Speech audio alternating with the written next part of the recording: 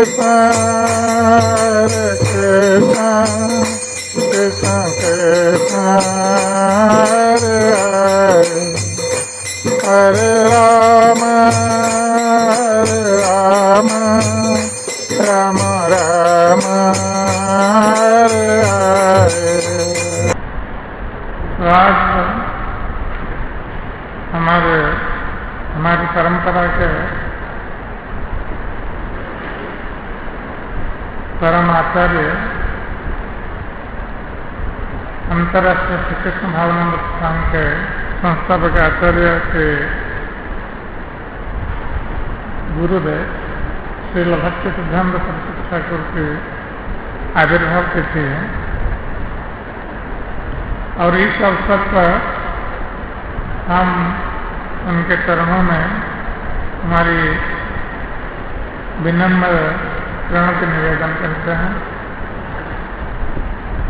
और आज श्रील भक्ति सिद्धांत सरस्वती ठाकुर की आविर्भाव तिथि के साथ साथ हमारे गौड़ीय वैष्णव परंपरा में और एक महान आचार्य श्रील पुरुषोत्तम दास ठाकुर की तिरुभाव तिथि है और श्रील प्रभुपाद के अन्यतम शिष्य श्रील गौरगोविंद सिंह महाराज की भी तिरुभाव तिथि है। तो इस अवसर पर हम प्रयास करेंगे कि श्रील भक्ति सिद्धांत ठाकुर और अन्य दर्शन के गुणगान करने के लिए। तो श्रील भक्ति सिद्धांत सरस्वती ठाकुर जो कि हमारे अंतर्राष्ट्रीय श्री कृष्ण भावनामृत संघ के संस्थापक आचार्य श्रील श्री भक्ति वेदांत स्वामी प्रभुपाद जी महाराज के गुरुदेव थे, उनका आविर्भाव भारत के उत्कल भूमि में ओडिशा में पूरी धाम में उनका आविर्भाव हुआ था। श्रील भक्ति सिद्धांत सरस्वती ठाकुर 1874 साल में पूरी धाम में आविर्भूत हुए थे। उस समय उनके पिता और हमारे इस गौड़ीय वैष्णव संप्रदाय के अन्य एक महान आचार्य श्रील भक्ति विनोद ठाकुर उस समय पुरी में डेप्यूटी मैजिस्ट्रेट के रूप में कार्य कर रहे थे और उस समय वो पुरी के डेप्यूटी मैजिस्ट्रेट होने के साथ साथ श्री जगन्नाथ मंदिर के प्रशासक भी थे। और श्री भक्ति विनोद ठाकुर उस समय जगन्नाथ मंदिर के सामने पुरी का जो वरदान है ग्राउंड रोड, वहीं पर वो निवास कर रहे थे और उनके निवास स्थान का नाम था नारायण छाता। और उसी समय जगन्नाथ जी का रथ यात्रा उत्सव हो रहा था। तो रथ यात्रा के अवसर पर जब जगन्नाथ जी का रथ बड़दाम में जा रहा था तो उस समय वो भक्ति विनोद ठाकुर के घर के सामने रुक गया था जगन्नाथ जी का रथ। तो भक्ति सिद्धांत सरस्वती ठाकुर की आयु उस समय मात्र 6 महीने की। तो 3 दिन तक जगन्नाथ जी का रथ भक्ति विनोद ठाकुर के घर के सामने रुका रहा और श्रील भक्ति विनोद ठाकुर की पत्नी भगवती देवी अपने पुत्र श्रील भक्ति सिद्धांत सरस्वती ठाकुर को, जो कि 6 महीने के थे, उनको लेकर वो जगन्नाथ जी के रथ के ऊपर आए और रथ के ऊपर चढ़कर, क्योंकि पुरी में ये व्यवस्था है, जब रथ रुक जाता है तो लोग रथ के ऊपर चढ़कर जगन्नाथ जी का दर्शन करने आते हैं। तो भगवती देवी ये भक्तिसिद्धांत सरस्वती ठाकुर को अपनी गोद में लेते हुए तो जगन्नाथ जी के रथ के ऊपर गए और जगन्नाथ जी के चरण में भक्तिसिद्धांत सरस्वती ठाकुर को छोड़ दिया, चरण के नीचे, और स्वयं प्रणाम करने लगी। तो इसलिए भक्तिसिद्धांत सरस्वती ठाकुर जगन्नाथ जी के चरण में रहकर वो जगन्नाथ जी के चरण को पकड़ रहे थे, उन्होंने पकड़ लिया। तो जब जगन्नाथ जी के चरण वो इस प्रकार पकड़े हुए थे तो उस समय जगन्नाथ जी के गले से एक माला टूटकर उनके मस्तक पर गिर गई। तो जब वहां के सेवकों ने, जगन्नाथ जी के सेवकों ने देखा यह दृश्य तो सब हरि ध्वनि करने लगे, हरि बोल बोलने लगे, सब प्रसन्न हुए और उन्होंने श्रीमती भगवती देवी से कहा कि तुम्हारा ये पुत्र आगे चलकर एक महापुरुष बने और महापुरुष बनकर सारे संसार में ये जगन्नाथ जी की कथा, जगन्नाथ जी के संबंध में प्रचार करेगा। तो ये सुनकर भगवती देवी बहुत प्रसन्न हुई और जगन्नाथ जी की स्तुति करने लगी। तो उसके पश्चात जब भक्तिसिद्धांत सरस्वती ठाकुर 10 महीने के हुए तो श्री भक्ति विनोद ठाकुर उनको लेकर भगवती देवी के साथ वो राना घाट आ गए और कुछ काल तक श्री भक्तिसिद्धांत सरस्वती ठाकुर राना घाट में रहने लगे और वहीं उनकी बाल्य शिक्षा भी प्रारंभ हुई। तो कुछ काल के पश्चात जब भक्तिसिद्धांत सरस्वती ठाकुर 7 वर्ष के थे, 7 वर्ष की आयु में वो पूरा भगवत गीता उनके कंठस्थ थी। उनकी स्मरण शक्ति इतनी प्रखर थी कि पूरे भगवत गीता को उन्होंने कंठस्थ कर लिया 7 साल की आयु में। और जब भक्ति विनोद ठाकुर कलकत्ता में वहाँ भक्ति भवन का निर्माण कर रहे थे तो वहाँ भक्ति भवन के निर्माण के समय जब वो नींव की खुदाई कर रहे थे तो मिट्टी के नीचे से कूर्म शिला उनको प्राप्त हुई और जब कूर्म शिला प्राप्त हुई तो श्री भक्ति विनोद ठाकुर ने कूर्म शिला की पूजा का दायित्व उन्होंने श्री भक्तिसिद्धांत सरस्वती ठाकुर को अर्पित किया, जबकि श्री भक्तिसिद्धांत सरस्वती ठाकुर मात्र 7 वर्ष के थे, किंतु श्री भक्ति विनोद ठाकुर ने उनको मंत्र की शिक्षा उन्होंने प्रदान की थी, पूजा करने के मंत्र की शिक्षा। और भक्तिसिद्धांत सरस्वती ठाकुर ने उन मंत्रों के आधार पर कूर्मशिला की पूजा उन्होंने की। और इस प्रकार बाद में श्री भक्ति विनोद ठाकुर का ट्रांसफर हो गया था सीनियर डेप्यूटी मैजिस्ट्रेट के रूप में श्रीरामपुर। तो वहाँ पर श्रीरामपुर हाई स्कूल में श्री भक्तिसिद्धांत सरस्वती ठाकुर ने शिक्षा ग्रहण की और वहीं पर उन्होंने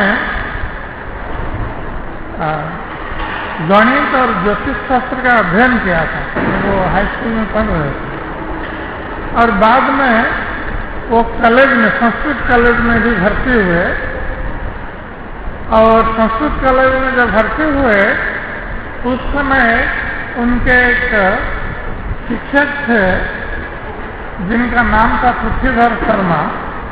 तो उनसे उन्होंने वेदांत का अध्ययन किया था जब संस्कृत कॉलेज में पढ़ रहे थे। और संस्कृत कॉलेज के लाइब्रेरी में जाकर वो सब जितने अन्य दर्शन हैं उसको सब उसके संबंध में ज्ञान अर्जन कर रहे थे, शास्त्रों का अध्ययन करते हुए। तो इस प्रकार भक्ति सिद्धांत सरस्वती ठाकुर हाई स्कूल पास करने के बाद संस्कृत कॉलेज में भर्ती हुए थे और जो जितने दर्शन हैं उसके संबंध में उन्होंने ज्ञान अर्जित किया, वेदांत दर्शन का अध्ययन किया और ज्योतिष शास्त्र के संबंध में भी उन्होंने अध्ययन किया। तो किंतु कॉलेज में, संस्कृत कॉलेज में वो अधिक दिन तक अपनी शिक्षा को जारी नहीं रख सके और वो अपने आत्मचरित में श्री भक्ति सिद्धांत सरस्वती ठाकुर लिखते हैं कि हमने इसलिए कॉलेज की शिक्षा छोड़ दी। उसका कारण था कि यदि हम कॉलेज की शिक्षा ग्रहण करता और आगे बढ़ता, डिग्री प्राप्त करता, तो हमारे ऊपर भौतिक संसार में प्रवेश करने के लिए अधिक चाप पड़ता, लोग हमारे ऊपर प्रेशर डालते भौतिक संसार में प्रवेश करने के लिए। इसलिए हमने कॉलेज की शिक्षा आधे में छोड़ दी। और इस प्रकार यद्यपि भक्ति सिद्धांत सरस्वती ठाकुर ने कोई भौतिक दृष्टि से कोई डिग्री को प्राप्त नहीं किया, किंतु वो बहुत बड़े विद्वान थे, संस्कृत के और ज्योतिष शास्त्र के बहुत बड़े विद्वान थे। और जब वो कलकत्ता में भक्ति भवन में रह रहे थे तो वहां पर उन्होंने सारस्वत चतुष्पति के नाम से एक ज्योतिष शास्त्र का विद्यालय खोला था। तो वहां पर आकर लोग ज्योतिष शास्त्र का अध्ययन करते थे, भक्ति सिद्धांत सरस्वती ठाकुर शिक्षा देते थे और उन्होंने सिद्धांत कौमुदी का अध्ययन भी किया था।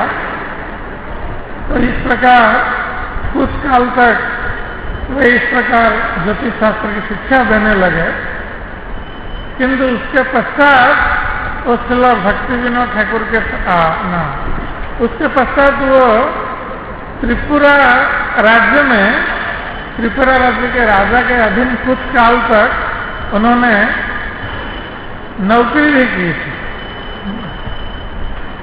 और उस समय त्रिपुरा राजवंश का एक इतिहास ग्रंथ के रूप में प्रकाशित हो रहा है। तो उस ग्रंथ का जो संपादन का दायित्व त्रिपुरा के राजा ने श्री भक्ति सिद्धांत सरस्वती ठाकुर को अर्पित किया है। तो उस ग्रंथ का वो संपादन कर रहे थे और उस ग्रंथ के संपादन के पश्चात त्रिपुरा राजवंश के जो राजकुमार थे उनको संस्कृत की शिक्षा प्रदान करने के लिए ये दायित्व भक्ति सिद्धांत सरस्वती ठाकुर को दिया गया। तो श्री भक्ति सिद्धांत सरस्वती ठाकुर त्रिपुरा राजवंश के राजकुमार को ये संस्कृत की शिक्षा प्रदान कर रहे हैं और उसके पश्चात त्रिपुरा के राजा ने उनको राज्य का कार्यभार प्रदान किया था। किंतु श्री भक्ति सिद्धांत सरस्वती ठाकुर ने देखा कि राज कार्य में हिंसा, द्वेष, ईर्षा भाव सब उससे सामना करना पड़ रहा है। तो उनको ये अच्छा नहीं लगा। तो उन्होंने ये राजकार्य त्यागने की इच्छा प्रकट की और त्रिपुरा के राजा ने उनकी इच्छा को जानकर उनको पूरा वेतन के साथ उनको इस राज कार्य से अवसर ग्रहण करने के लिए अनुमति प्रदान कर दी। इसलिए भक्ति सिद्धांत सरस्वती ठाकुर 3 वर्ष तक पेंशन लेते रहे त्रिपुरा राज्य से, किंतु उसके बाद उन्होंने पेंशन को त्याग दिया। वो किसी के अधीन रहना नहीं चाहते। तो भक्ति विनोद ठाकुर के साथ वो तीर्थाटन में निकल गए। तो उसी समय वे गया, काशी, प्रयाग, वृंदावन, ये सब तीर्थ स्थानों का दर्शन उन्होंने किया था श्री भक्ति विनोद ठाकुर के साथ। और उसी समय उनके मन में वैष्णव दीक्षा ग्रहण करने की इच्छा उत्पन्न हुई और श्री भक्ति विनोद ठाकुर उनकी इच्छा को जानकर उनसे कहा कि तुम वृंदावन में जो सिद्ध बाबा श्री गौर किशोर दास बाबा जी महाराज रहते हैं, उनसे तुम वैष्णव दीक्षा ग्रहण करो।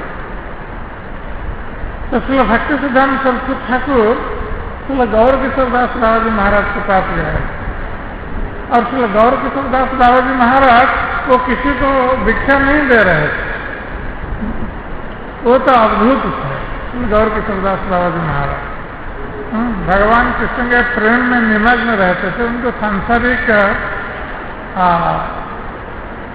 कार्य के संबंध में कोई रुचि नहीं थी। यहाँ तक कि वो पेड़ के नीचे रहते थे श्री गौर किशोर दास बाबा जी महाराज, और कभी कभी लोग जो कपड़ा फेंक देते हैं बाहर, टूटा फूटा कपड़ा, उसी को बटोर करके उसी से कौपिन बनाते थे और उसी को पहनते थे, केवल कौपिन पहनते थे गौर किशोर दास बाबा जी महाराज। और कभी कभी वो चावल माधुकरी से जो प्राप्त होते थे, उस चावल को गंगा जल में भिगा करके उसमें थोड़ा नमक डालते थे और थोड़ा मिर्चा लेते थे और उसी को खाते थे। यही उनका खाद्य था। तो इस प्रकार उत्कट वैराग्य का अनुसरण करते थे श्री भक्ति गौर किशोर दास बाबा जी महाराज। इसलिए उनको साक्षात वैराग्य मूर्ति कहा गया, साक्षात वैराग्य मूर्ति है। तो उन्हीं के पास जब श्री भक्ति सिद्धांत ठाकुर गए वैष्णव दीक्षा ग्रहण करने के लिए, तो उस समय श्री भक्ति सिद्धांत सरस्वती ठाकुर ये बहुत बड़े विद्वान थे, संस्कृत के बहुत बड़े पंडित थे, और बहुत सारे शास्त्रों का अध्ययन उन्होंने किया था, और बहुत सारे दर्शन के संबंध में उनको ज्ञान था। ज्योतिष शास्त्र के भी बहुत बड़े पंडित थे, विद्वान थे।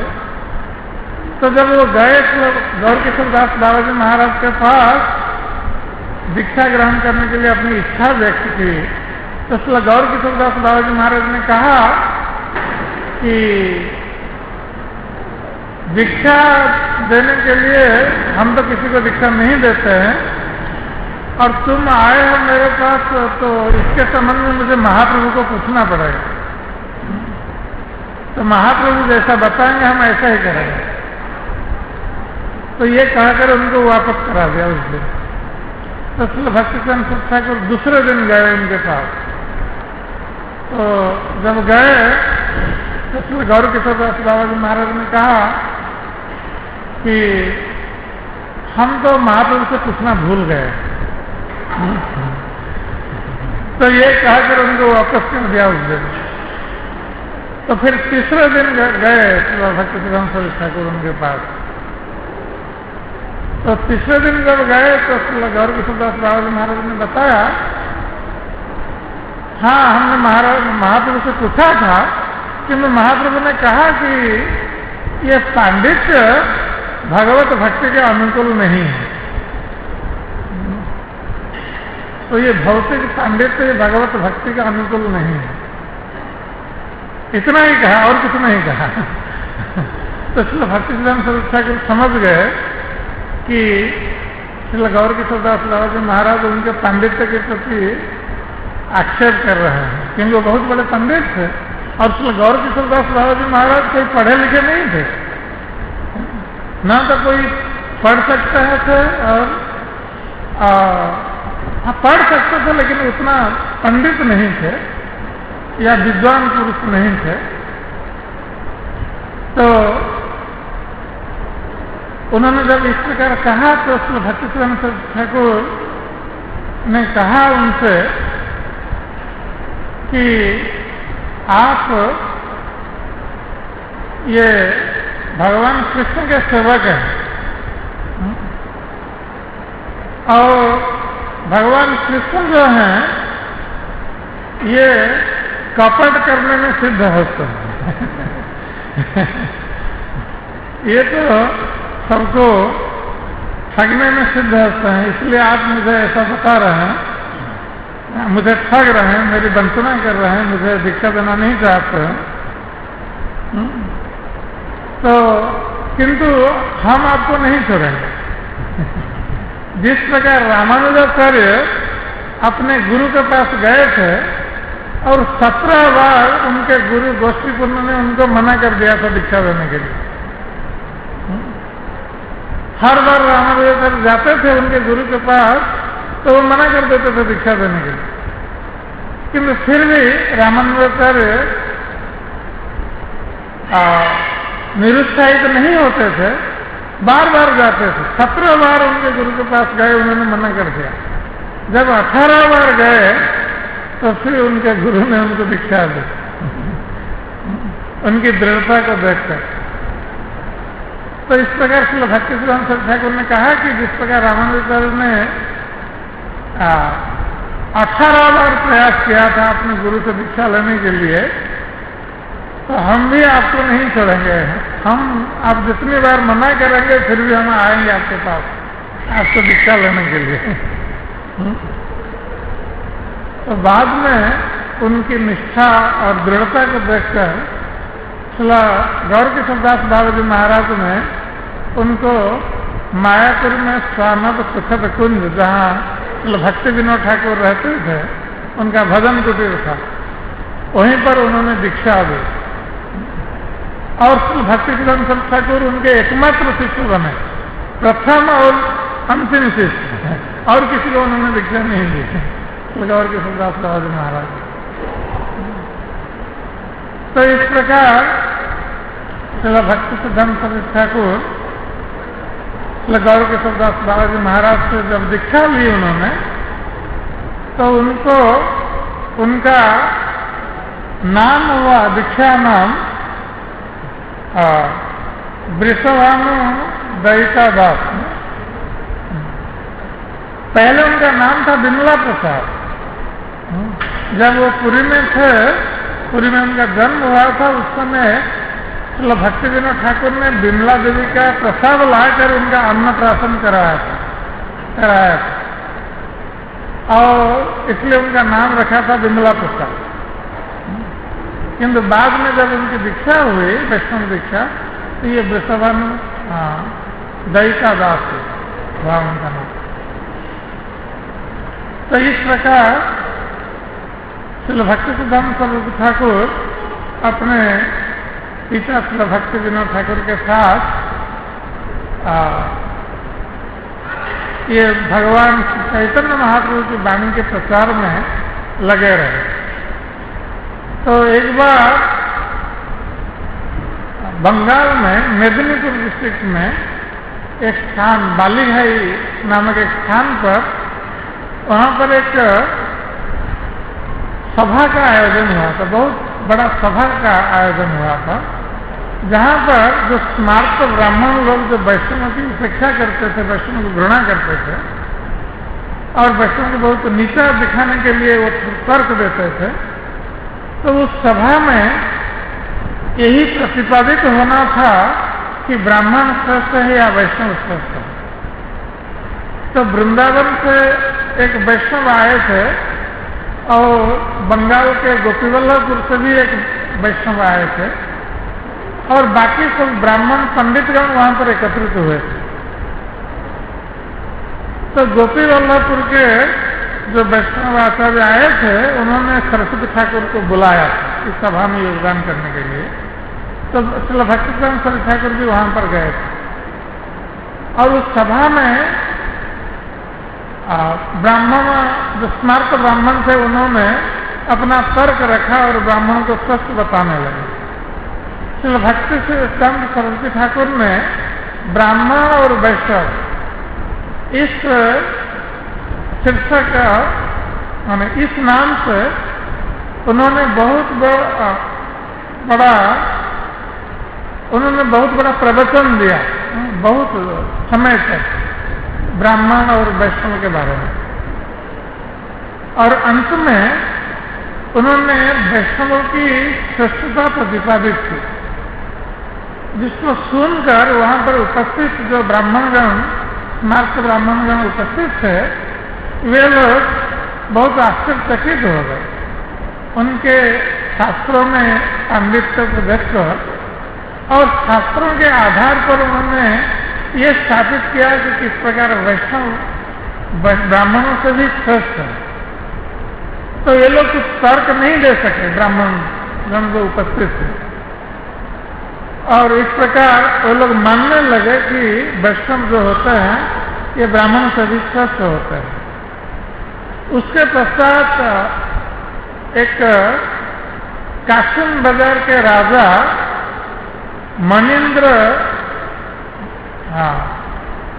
बसु, तो उन्होंने एक वैष्णव सभा का आयोजन किया था, और उस सभा में उन्होंने सरस्वती ठाकुर को बुलाया।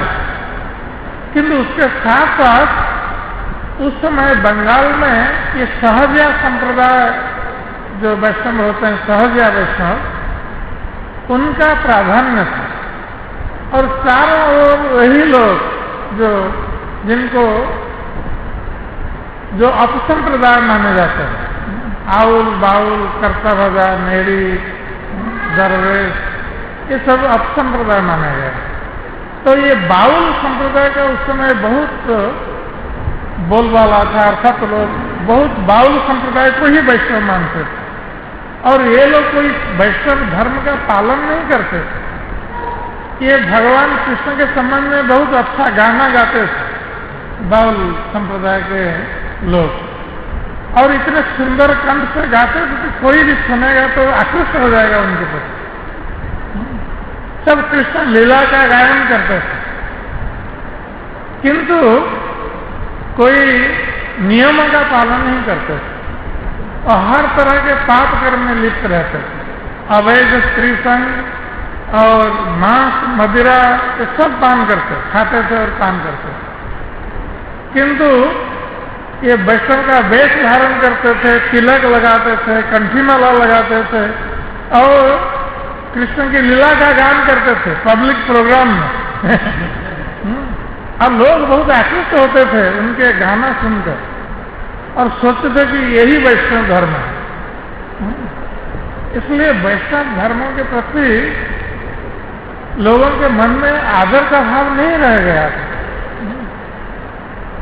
कालांतर में लोग तो वैष्णव धर्म की घृणा करने लगे, क्योंकि अपसंप्रदाय में जो वैष्णव गण थे, जो आउल बाउल आदि, ये लोग वैष्णव धर्म को बदनाम कर रहे थे वस्तुतः। तो भक्ति सिद्धांत स्वरूप ठाकुर को जब बुलाया गया था उस वैष्णव सम्मेलन में, तो वहां पर ये आउल बाउल संप्रदाय को भी बुलाया गया था, और वे लोग सब आए थे वहां पर, और वही लोग ही ये भगवान कृष्ण के नाम कीर्तन और गुण कीर्तन लीला कीर्तन कर रहे थे। तो वहां पर उन लोगों को देखकर भक्ति सिद्धांत सरस्वती ठाकुर को अच्छा नहीं लगा। उन्होंने सोचा ये तो वैष्णव धर्म का बदनाम कर रहे हैं इस प्रकार करके। यहाँ भगवान का नाम संकीर्तन या लीला कीर्तन करते हैं, किंतु हर तरह के पाप कर्म में लिप्त रहते हैं।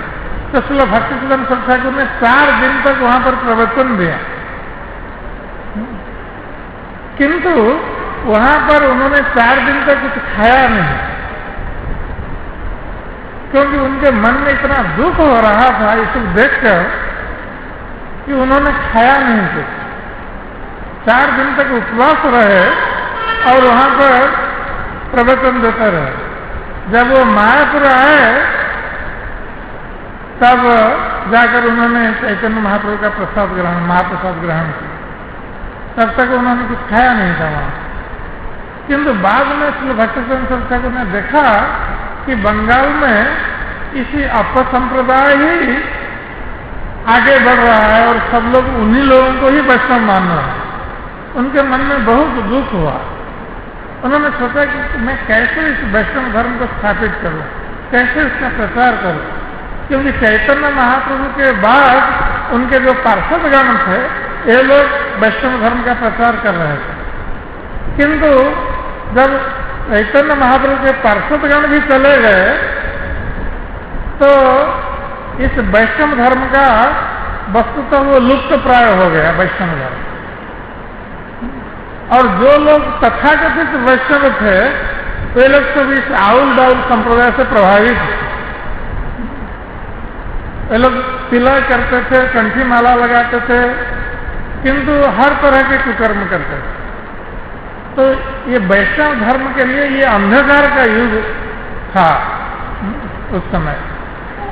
तो इसलिए भक्ति विनोद ठाकुर चाहते थे किस प्रकार वैष्णव धर्म को पुनः स्थापित करने के लिए, और वो चाहते थे कि अपने पुत्र भक्तिसिद्धांत सरस्वती के माध्यम से वो वैष्णव धर्म को स्थापित करे। किंतु जब भक्तिसिद्धांत सरस्वती ठाकुर ने देखा कि वैष्णव धर्म का तो दुरुपयोग हो रहा है, तो वो बहुत दुखी होकर वो एकांत में रहने लगे। उन्होंने सोचा कि ये वैष्णव धर्म का प्रचार करने के लिए अब समय अनुकूल नहीं है, तो वो एकांत में भजन करने लगे और एकांत में रहने लगे निरुत्साहित होकर। तो एक दिन श्रील भक्तिसिद्धांत सरस्वती ठाकुर ने देखा कि स्वप्न में स्वयं महाप्रभु आकर उनको कह रहे हैं कि तुम निराश क्यों हो रहे हो, तुम्हें निराश होने की कोई आवश्यकता नहीं है, तुम इस वैष्णव धर्म का प्रचार करो। तो इससे वैष्णव धर्म की स्थापना होगी। तो चैतन्य महाप्रभु से इस प्रकार आदेश प्राप्त होकर भक्तिसिद्धांत सरस्वती ठाकुर उत्साहित हुए और वैष्णव धर्म के प्रचार में वो लग गए। और इस प्रकार वो जितने समाज में जो बड़े बड़े पढ़े लिखे लोग थे उनको वो प्रचार करने लगे, और उनकी विद्वता से प्रभावित होकर बहुत सारे लोग इस वैष्णव धर्म में आए, वैष्णव धर्म को ग्रहण किया। तो एक बार उन्होंने भारत में 64 स्थानों पर मंदिरों की स्थापना की, मठ की स्थापना की, गौड़ीय मठ की स्थापना की। और मायापुर में जब वो एक बार प्रवचन दे रहे थे तो उस समय एक हाई कोर्ट जज के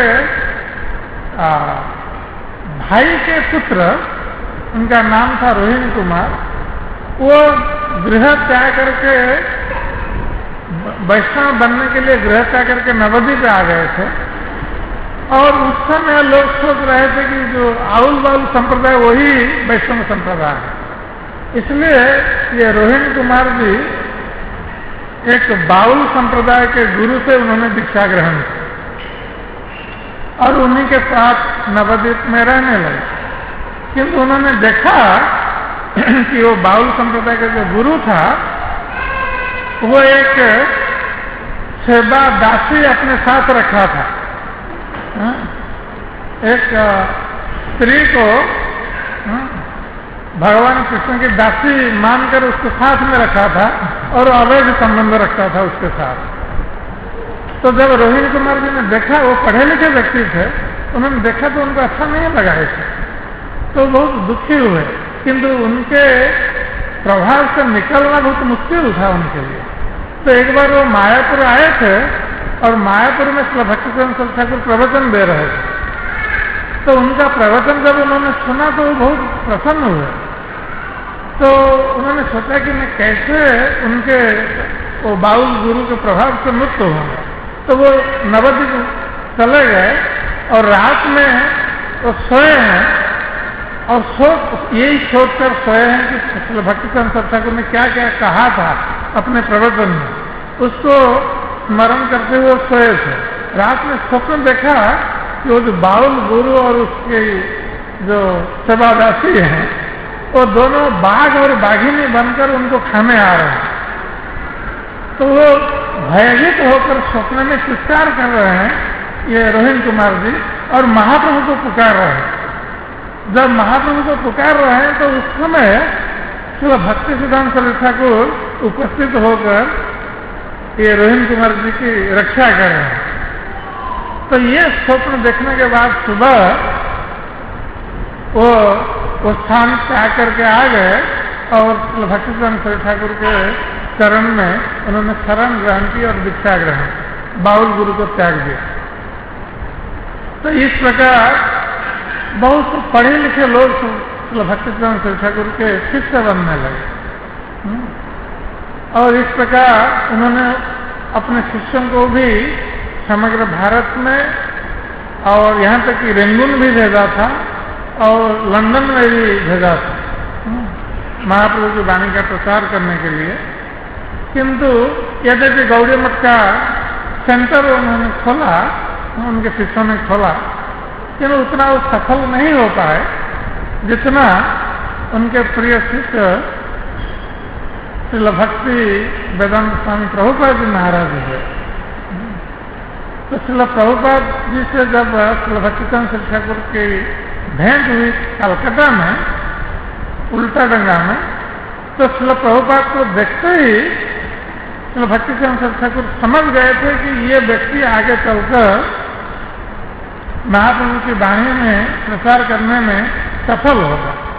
तो उन्होंने देखते ही आदेश किया था, उनको पहचान तो नहीं थे, केवल प्रभुपाद जी उस समय ग्रेजुएट थे, तो उनको देखते ही उन्होंने सोचा कि पढ़ा लिखा युवक है, तो उनको आदेश दिया कि तुम आगे चलकर ये महाप्रभु की वाणी का समग्र विश्व में प्रचार करना। तो प्रभुपाद जी उस समय इस आदेश को उतनी गंभीरता के साथ उन्होंने नहीं लिया।